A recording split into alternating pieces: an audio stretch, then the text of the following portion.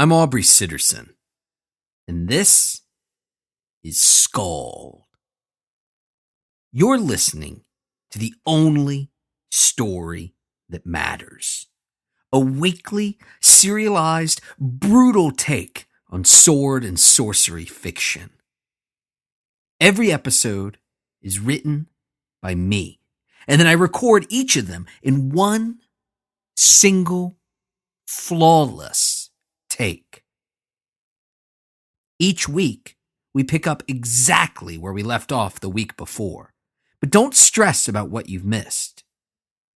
Instead, just jump right in with this, the best episode yet. Afterward, if you feel so inclined, you can catch up on the backstory with the previous episodes or with the prose volumes available exclusively on Amazon. This isn't me reading you a story. This is me telling you a story. This is SKALD, part 94.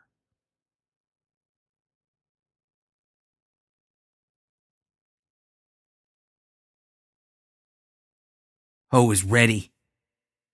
No, he wasn't ready. He was eager. He was champing at the bit. His muscles, aged and exhausted as they were, malnourished from decades of mistreatment, of overindulgence, of underuse, of lying, sprawled out on stoops and in alleyways. They were, shockingly, not tight with tension, not aching from overexertion, from his mad, driven dash through Ravenna, from the willing, excited chase he gave to that call, to that beckoning. No, his muscles were loose. They were smooth. They were twitching with anticipation, with excitement, with glee. He eased into his favorite stance, the ever-shifting, unpredictable stance that he had used since he was a child, used since he had discovered it, uncovered it, unearthed it, and refined it. He swayed back and forth. He looked up. He gazed upward, but not at the heavens. No, heavens, no. He looked upon the cataclysmaton, not with wonder, not with fear, not with amazement or terror. No, he looked upon it with disdain, gazed with disgust at those gleaming, swinging blades, the ones that, reflecting the light of that border realm's dual suns, took part in a deadly call and response with Ho's flashing green eyes. But the cataclysmaton, it did not see him. It did not notice him. Or rather, those within it, those that steered it, the bizarre, disproportioned creatures that he could see through the machine's gears, could see giggling and snickering at the destruction their mechanical steed wrought. The deep gnomes, they took no notice of Ho. They, instead, still focused on the horde, still focused on that roiling mass of horseflesh, focused on the centaurs who, with their green eyes flashing in knowing fear, continued to charge the cataclysmaton, continued to suffer and to die upon its blades and drills, continued to water that fallow ground with their blood, continued in their death to fuel the wicked laughter of those foul little creatures, those who, having divorced themselves from their humanity, having fully separated themselves from the natural world, could find pleasure in an act of wholesale, meaningless, unnecessary, wanton slaughter. No, the deep gnomes paid him no mind. They thought him just some beggar, just some unfortunate citizen of Ravenna, a man too distraught to run, to flee, a man too mad to know better. They did not know that the man they disregarded, the man they ignored, the man who stood, his radiant green eyes unblinking even in the shadow of the cataclysmaton, that he was not some mere citizen. He was something more. He would become something more. He would become what he had always been, would become what that broken world needed. They thought nothing of him, and they had no idea how very wrong they were. And so, with the centaurs raging, with the centaurs fighting, howling, and bleeding all around him, too busy dying to pay the old man any mind, Ho, hopping from foot to foot, swaying unpredictably, he advanced. He knew that this threat was unlike any he had ever faced before. This opponent was entirely dissimilar from any other that he had squared off against in his decades of fighting, in his lifetime of combat, because this threat was not a human or a creature with a mind of its own. No, this opponent was not even a machine. That was how it manifested itself, of course, but it wasn't what it truly was. No, this threat was progress, unhindered and unhinged. This opponent was not a single being at all, but rather a collective, a consensus of those who worshipped at progress's altar, yet couldn't be bothered to consider the cost of what they sacrificed upon it. Ho bobbed and weaved. He ducked under those swinging blades. He hopped back out of range of those punching drills. He needed to be careful. He was confident. He was excited. But still, he had to be wary, had to be cautious, because a single strike from those razor-honed blades, a single touch from one of those spinning drills, the ones that flung gore from them as they killed again and again, one false move, one ill-considered step, one too slow reaction would spell his doom. And furthermore, Ho's old standby, the 8-arm technique. It was useless here. It was meaningless in the face of the cataclysmaton. Because for all of the mercy blow's power, for all of the devastation that he could mete out with but a single attack, for all the devastation that he had meted out over those long, bruising, brutal decades, the mercy blow, was nothing, was less than useless, was actually harmful without the distracting strike. And this cataclysmaton, this mechanical monstrosity, it could not be distracted. How could it? With no mind, with no consciousness, with no logic other than that given to it by the grinding of gears, by the pulling of levers, by the insatiable need to move forward, to go further, to accomplish more, to perform the only task it knew, to bring death to all it encountered. How could such a threat, such an opponent, how could it be distracted? How could the deep gnomes, those that steered it, those that had created it and now, in operating it, gave it life, how could they be distracted? A single deep gnome. Yes, it was possible. It was possible for Ho to distract one of them. But what use would that be? What would it get him?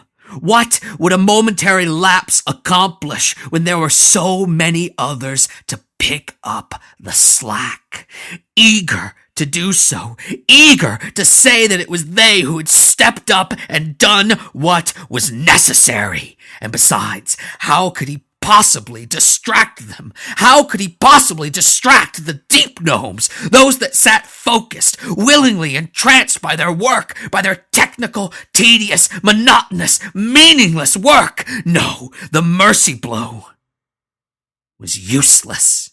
It was worse than useless. It would be dangerous to attempt, but still,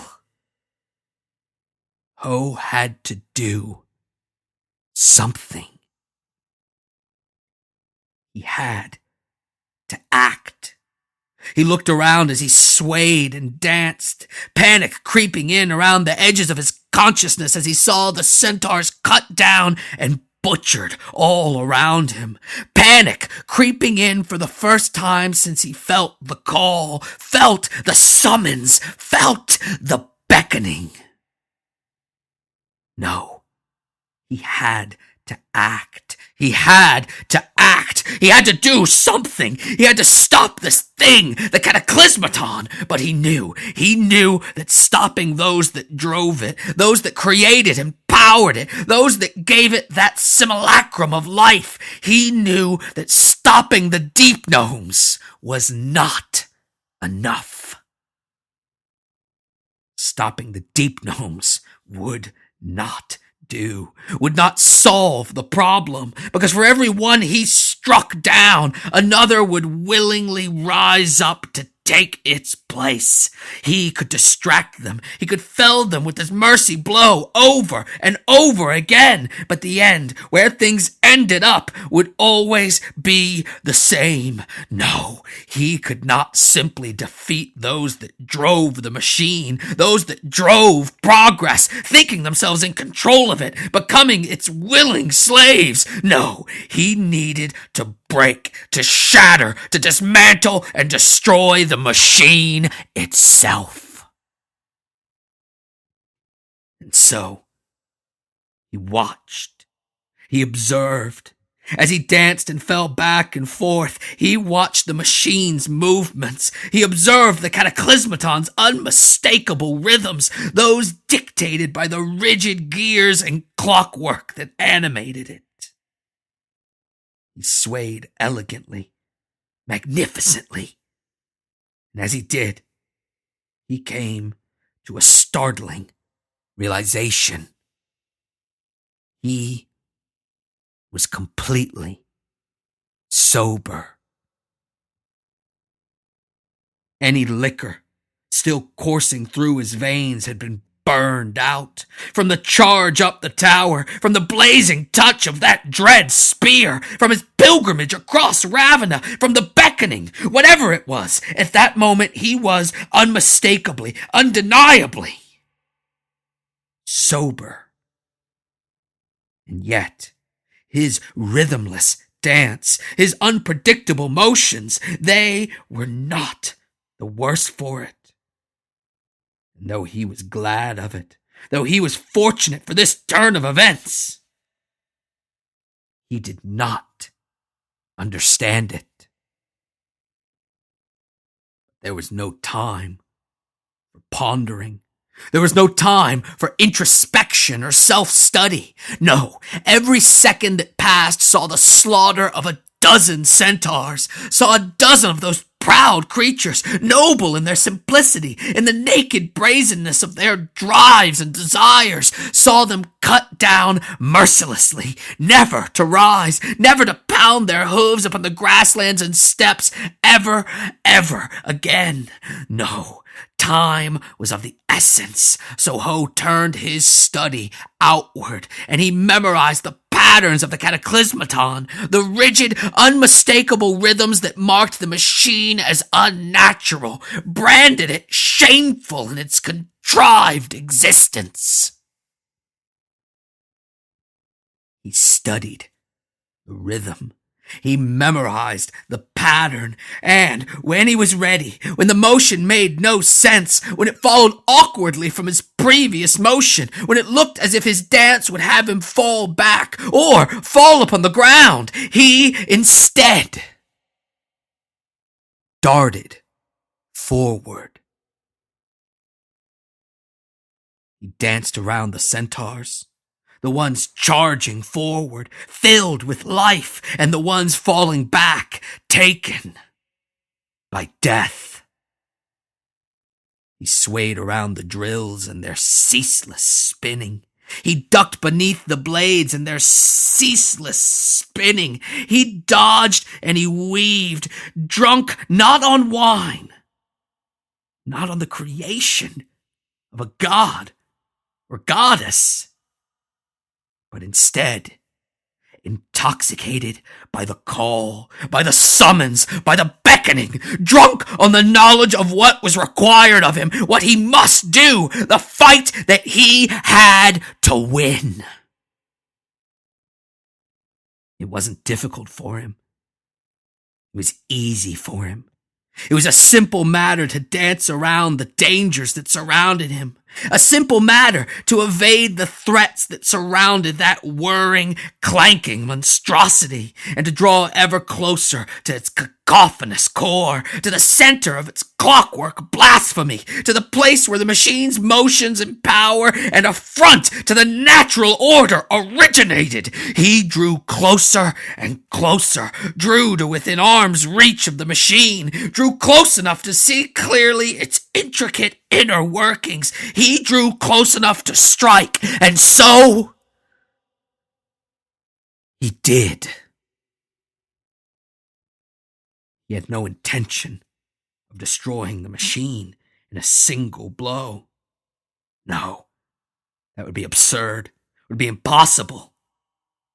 But he hoped that his strike, delivered not at the blades or the drills, delivered not at the symptoms that slaughtered the centaurs, but rather at the cause, at the root disease, at the refined and defiled masterwork of the deep gnomes. He hoped that it would be enough to damage the machine, enough to knock the cataclysmaton out of its deadly rhythms and provide an opening to the centaur horde. But his blow did not provide that opening. It did not disrupt the gears. It did not damage the cataclysmaton. It did not damage anything but Ho's hand. He felt the muscles of his hand gasp in shock as he struck that visible gear. The one perched precariously on a brass axle, the one coated in oil to ease its grinding. He felt the bones of his hand cry out in agony as they collided with the gear, the one that refused to budge, refused to alter its rhythm, even as Ho struck it with every ounce of strength, every bit of technique within his aged body. His attack was ineffectual. It was meaningless. It was useless. It was worse than useless, because in making it, Ho had placed himself within the cataclysmaton's reach, and, even worse, he had brought himself to its attention. The pain in his hand caused his dance to falter, to break for an almost imperceptible moment. But he had no time to waste, no time to spare. So he immediately began his dance once again, moving backward, falling backward, struggling to escape the monstrous reach of the cataclysmaton.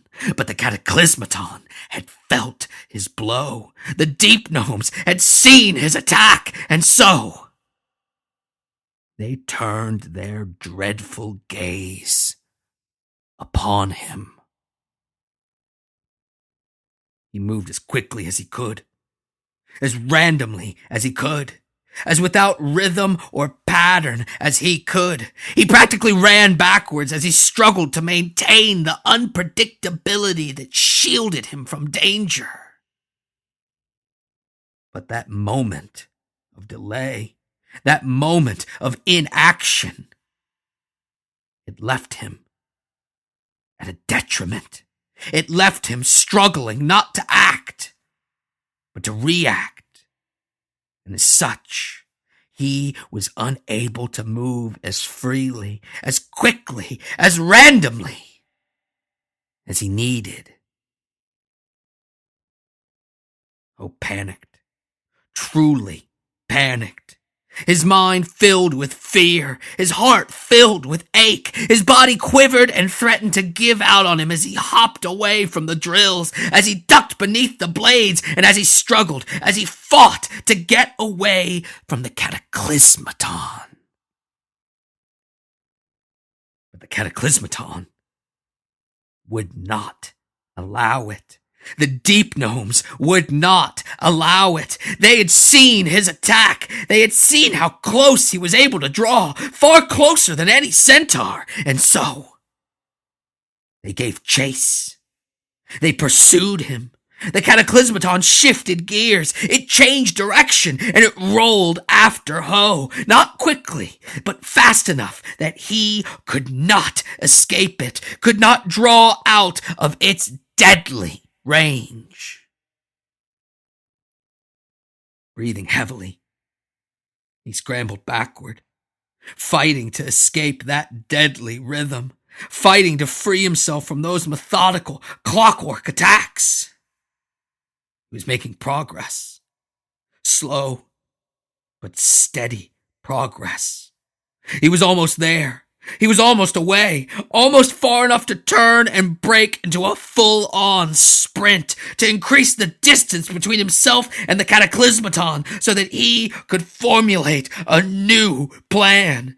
Escape, freedom, safety. They were within his grasp, so he ducked beneath those swinging blades one final time. And he felt his stomach ripped asunder. He hadn't seen the drill. The rhythm, while easily seen, defined, and predicted, it was unstoppable. It was incorrigible.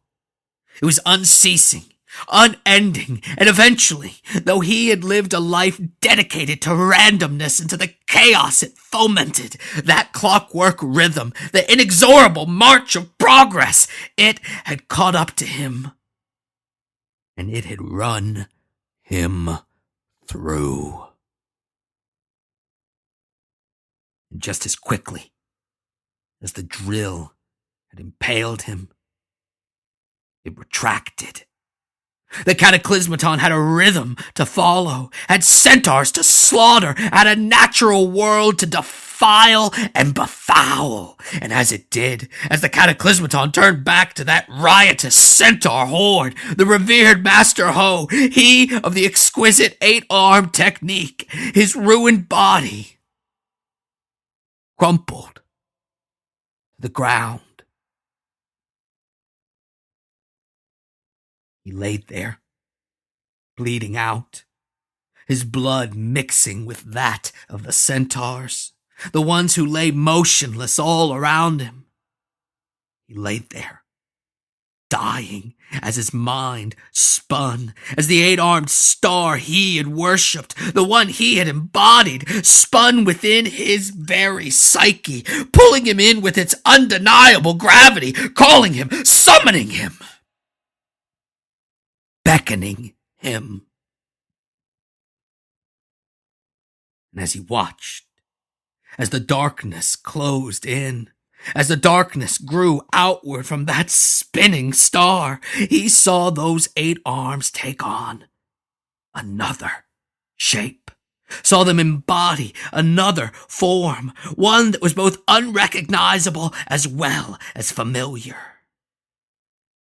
He watched in stricken awe as the arms twisted themselves, as their blackness gave way to a dull, earthen brown, as they became gnarled and knotted, and as the head raised itself, as it looked up with that haunting, searingly white rictus grin. Ho saw what the star had become. He saw what it had always been. He saw that those 8 arms were antlers. Poe's body shook. He was taken by fits, by unstoppable seizures. Once coaxed out of him by the roots he felt sprawling out beneath him, digging through the fallow ground of Ravenna. He looked down in horror at the sucking wound in his abdomen, and then he found himself further terrified, further disgusted, because blood and bile was not all that sprung forth from the wound. No, amongst the disgusting gore and viscera, there was something else growing. Vines. Poe had known the ecstasy of intoxication.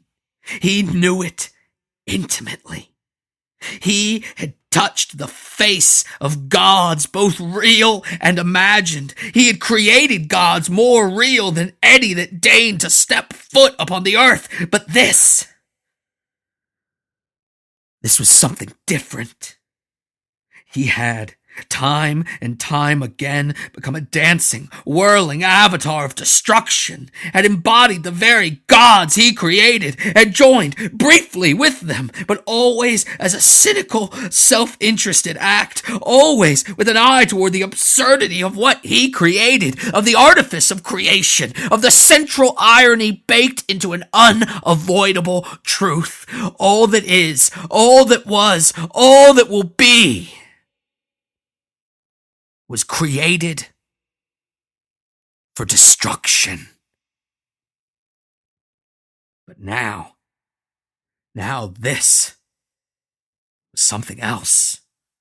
He felt the vines wrap around him as he was taken by a blinding headache, a pain that seemed to crack open his skull to release the thoughts and the passions that had always roiled within his mind. The pain was excruciating, but he couldn't say what was worse, the sharp agony issuing forth from his temples, or the dull throb in his gut as the vines knit his body back together. This was something new. This was something else. This was not what he had experienced before. This was the opposite. This was its better. This was the true solution to all that had plagued him, had plagued that border realm, had plagued all of existence. This was the indisputable truth that lay beneath all of the sundered worlds. This was not creation for the purpose of destruction. This was destruction for the purpose of creation. He saw that head, the one with the rictus grin and those impossibly huge antlers. He saw it nod, saw it smile, and then he saw it recede. He saw it fall into blackness, saw it become nothing more than shadows in that shadow-filled world, in the real world. He saw that horned shadow stretch out ominously upon the blood-covered ground at his feet, and then he realized, he knew, he understood, that shadow was his own. When his green eyes began flashing once again, with the vines wrapping around him, caressing his body, melding with his muscles, giving him a strength, a power, a motivation that he had never dreamed of, that he previously could never have conceived of. He walked forward, and everywhere he stepped, every time he lifted his foot, the fallow, blood-soaked earth of Ravenna was reinvigorated. He was animated by that hungry flame, by the cathartic blaze, by the starving wildfire that devoured the old growth so that something new, something better, something true and natural could rise up in its place. He was buoyed by that enlivened soil, by the grasses and flowers that sprouted up joyously in his wake, and the horns, those massive, twisting antlers, they did not weigh him down. They did not force him to bow his head. No, they were a thing of pride, a sign of power, and they clawed at the heavens. They found purchase, and they pulled Ho upward as he ascended. They elevated him. They raised him up to become what he should be, what he needed to be, what he had always been. Ho rose, and he stretched out his thick, virile arms, those now lined not just with muscle and with vein, but with vines, with the wild growth that animated him and sustained him, glowing in a green as vibrant as that which still flashed in his eyes. Ho had risen. Ho had ascended. Ho had become a god. This was his apotheosis. But he was not done.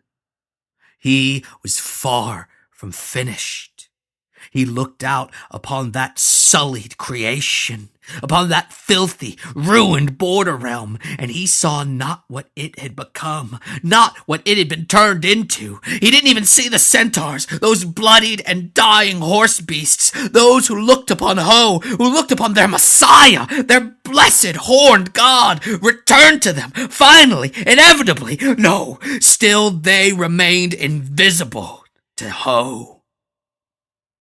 He could not see them, could not see his worshippers, his faithful, those who truly embodied the wild, natural destruction that must occur, that always occurred. He could not see that roaring tide of devastation which had, in turn, been devastated. No, instead, he saw what the border realm had been, what it should have been, and no longer was. And it infuriated him. His grin, that shining, searing rictus grin, it soured. His lips turned downward into a sneer of righteous rage, of cleansing hate as he looked upon, not the source of his debauchery, but this shameful perversion of creation, of this unnatural worship of progress, but rather he looked upon its purest expression, the cataclysmaton.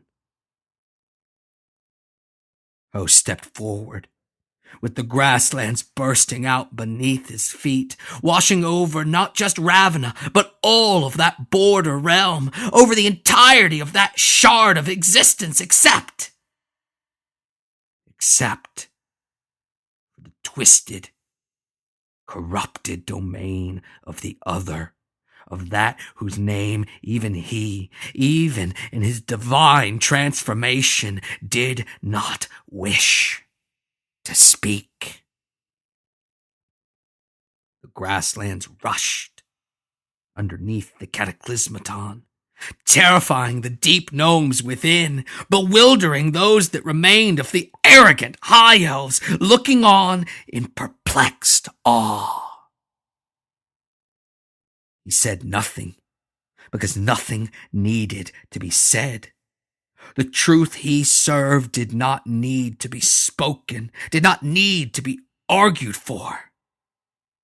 Because whether the deep gnomes agreed with it or not, whether the elves admitted it or not, this truth was inevitable, as unstoppable, as undeniable as the vines that now burst forth from the grasslands, wrapping themselves around the cataclysmaton, seizing its swinging blades, jamming its spinning drills, working their way into that exquisite, delicate clockwork where vine after vine after vine crept between the gears, blocking their motions, grinding that engine of remorseless progress to a halt.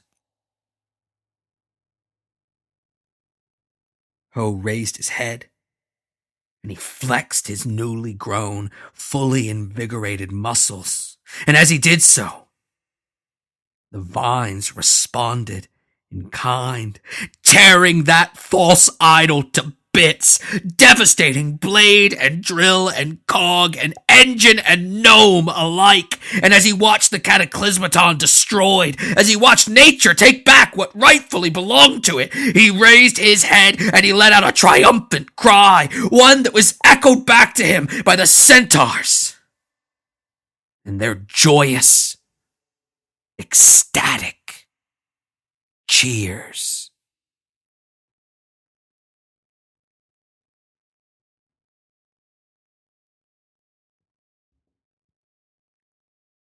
Thanks for listening to the very best episode of SKALD yet. Every week, I use this space to read a review from iTunes. Not just to toot my own horn, but to help encourage you, the SKALD fan base, to go write your own reviews so that this show can continue going and growing. Mark Dargon says, "The only story that matters." Every episode has me on the edge of my seat. It's gritty, gory, and it keeps your attention. I've never seen anyone pay more attention to detail than Aubrey Sitterson. What could be a 30-second interaction could take 5 minutes to describe because he wants to immerse you in every detail that's happening in this epic story. I highly recommend this to anyone who likes fantasy. 10 out of 10 would listen again. Each and every week, this show is brought to you by the SKALD Patreon supporters. Patreon is a revolutionary service that allows you to pledge small monthly dollar amounts to creators you appreciate. Creators like me. But what makes Patreon so revolutionary is it allows you to connect directly with the people who make the things you love. And, just as importantly, allows you to fund them without middlemen like advertisers or affiliate programs, which end up giving pennies to the podcasts that use them. Patreon is the only way that hyper-niche products like SKALD can continue going. For more information on me, the SKALD Prose volumes, my comic book writing, signed copies of my work, my wrestling talk show Straight Shoot, my bio, contact information, social media, and more, check out aubreysitterson.com. Or just come find me on social media. I'm Aubrey Sitterson everywhere. Facebook, Twitter, Instagram, even Tumblr. Finally, my weekly recommendation. Recently, I had the distinct pleasure of reading The Burning Isle, a grim dark fantasy novel by Will Panzo, a guy who I'm proud to call friend. In fact, I was just at his wedding this past weekend. Even if he wasn't my pal, though, I would still be raving to you about his debut novel. It's brutal and violent, so it will scratch some of the same itches as SKALD does. And it's a fascinating, innovative blend of Magic the Gathering, Yojimbo, the Kurosawa movie, and Apocalypse Now. Plus, approximately 8 million other influences that I don't want to mention here for fear of spoiling this book for you. Seriously, buy The Burning Isle at your soonest convenience, and then come tell me how right I was about how awesome it is. Thanks for listening. I'll talk at you next week.